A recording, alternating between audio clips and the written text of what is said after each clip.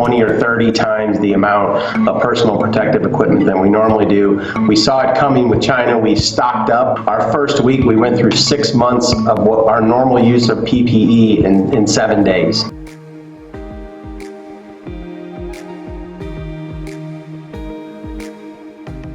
By 3M, this is a certified healthcare mask. This protects healthcare workers, so droplets it blocks droplets coming in, and so this is a critical item to keep our staff safe, and that's our most important thing. What happens when you ultimately run out of those N95 masks? You're going to run out of nurses and doctors.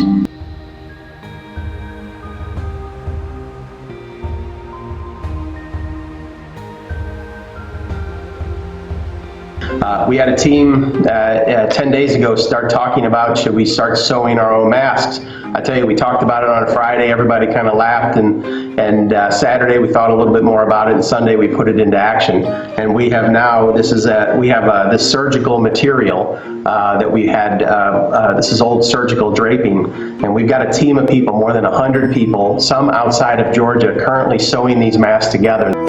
But what it's doing is ultimately preserving the N95 mask. That's right. So it's not replacing the mask, it's just preserving it.